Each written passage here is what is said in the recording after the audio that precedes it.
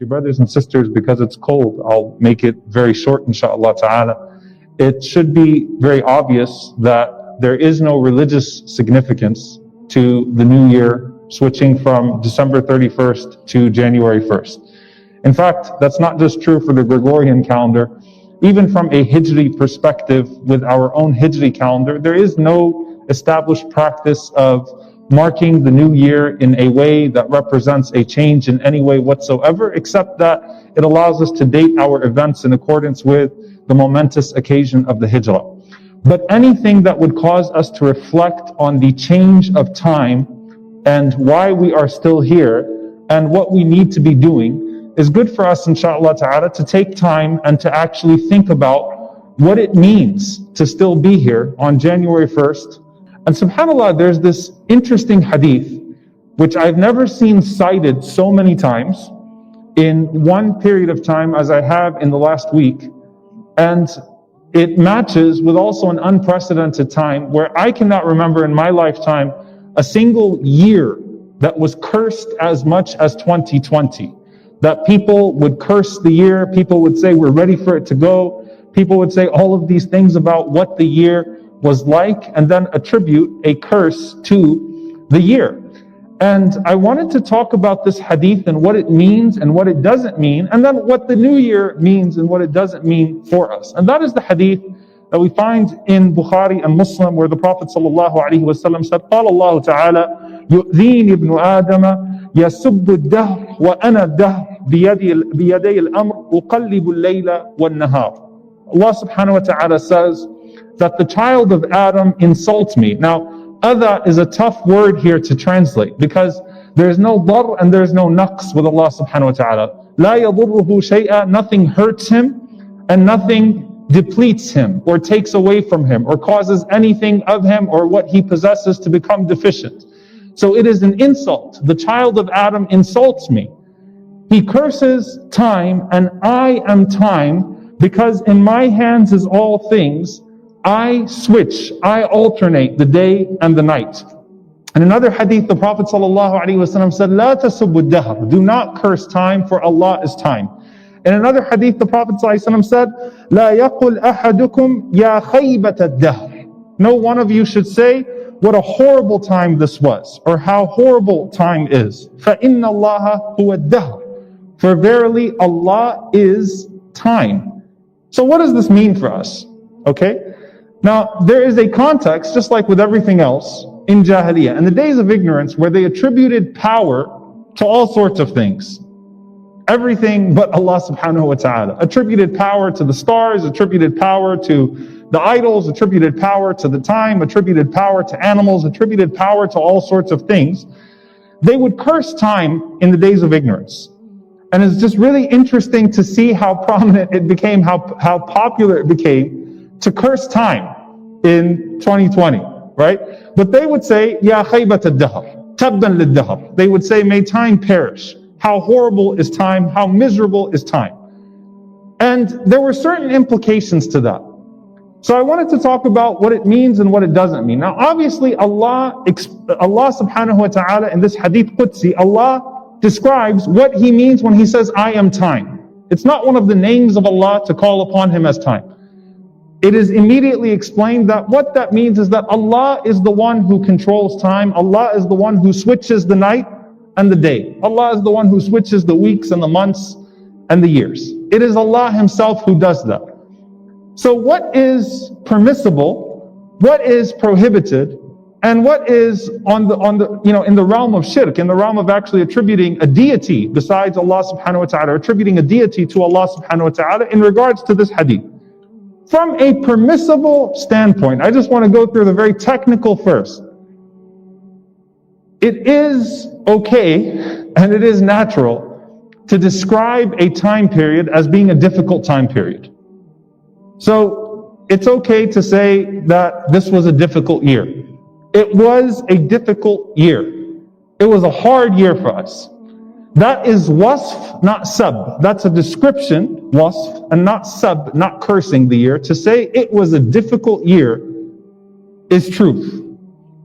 I think that all of us, may Allah subhanahu wa ta'ala make it easy, and we don't know what still awaits us in the time to come. We don't know how long of it that we will be here to witness of 2021. Maybe 2021 will make us be like, we missed 2020. You never know. We don't know what's left. We don't know what's to come.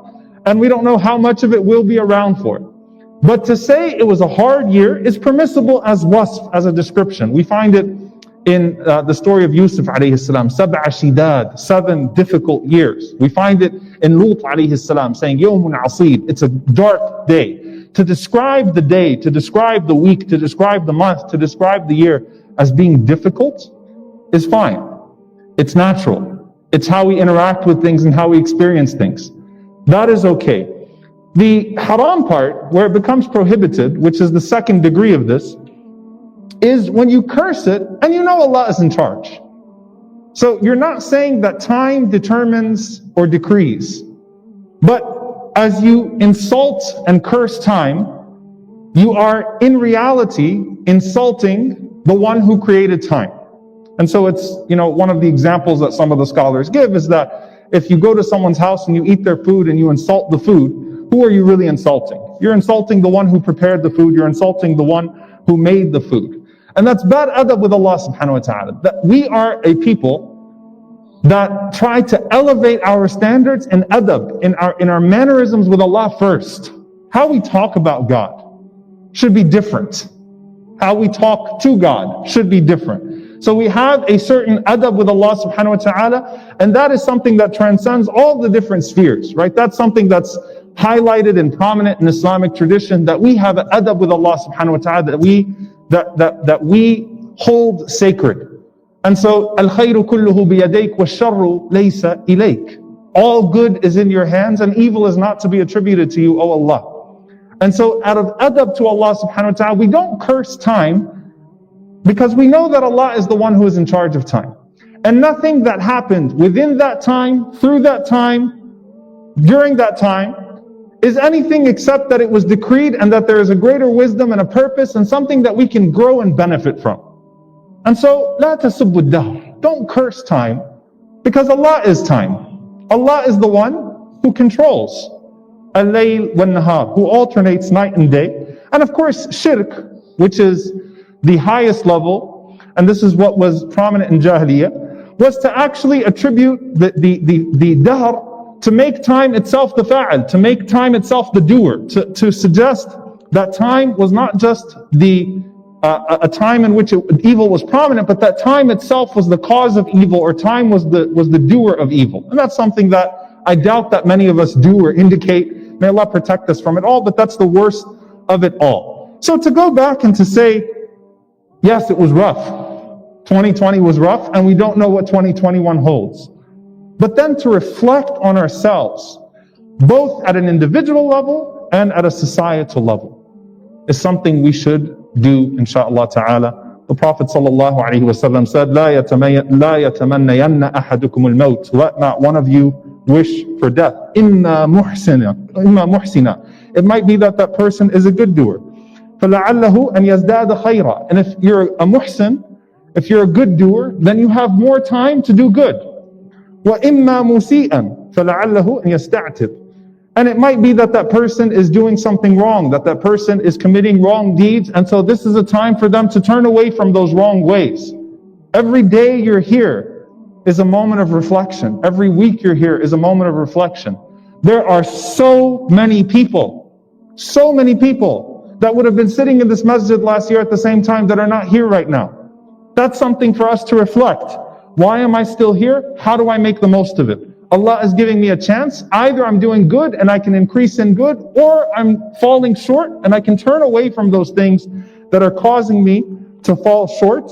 But alhamdulillah, I'm here. And so long as I'm here, I'm able to help myself in regards to my afterlife, and I'm able to help others in regards to their worldly lives and their afterlives. Every day is a new opportunity for me to better my afterlife, better my akhirah, and an opportunity to help others in regards to their dunya and akhirah, through khidmah and da'wah, to help others in regards to their worldly lives and in regards to their afterlife. So I'm still here. And that's something that we say alhamdulillah every moment that we wake up for. Every morning, alhamdulillah alladhi ahyana All praises be to the one who gave us life after death. And to him is the ultimate return anyway. And so, dear brothers and sisters, in conclusion, when we're more vulnerable at an individual level, we're more open to change. That's why for so many of us, our turn back to Allah subhanahu wa ta'ala came at our most difficult moments, where we felt broken and hopeless, and the dunya turned its back on us with all of its promises. Everything that we expected to be stable of this dunya turned its back on us. وَقَالَ الْإِنسَانُ مَا لَهَا, right?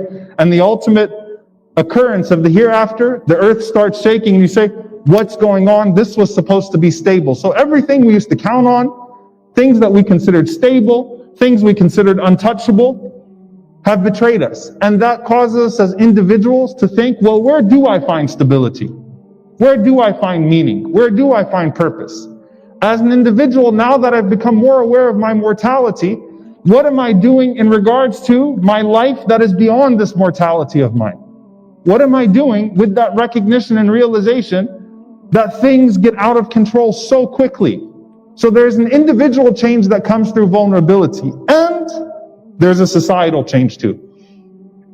When we're more human, when we're more vulnerable, when we're more humbled, we're open to change. We're open to reconstruction. And the status quo has been unacceptable in so many different ways. So many different ways. Not just in regards to the pandemic and how we handle the disparity in regards to who has health care and who doesn't. Not in regards to who has access to food and who doesn't. Not in regards to how we have decided as world powers over the last several years who decides to live with bombs over their head and who decides to live in peace and tranquility. Not in regards to economic inequality, not in regards to police brutality. There were many George Floyds before George Floyd, but it wakes people up out of their complacency and gives them a chance to reflect. As a society, as a community, as an individual. How do we embrace the vulnerability? To change. Because for so many people, 2019 was worse than you and I's 2020. 2019 in Yemen or Syria or Palestine or in different places was worse than our 2020. And so the status quo is unacceptable. For the people that froze to death in the streets of Dallas, do you remember last year that they were picking up frozen people to death at bus stops, homeless people that froze to death? Year 2020 was not worse than their 2019. It's a time for us to reflect. How do we get better? May Allah subhanahu wa ta'ala allow us to be better in our individual lives and in our community lives, and to do better for our own akhirah and for the people around us in regards to their dunya and their akhirah. Allahumma ameen.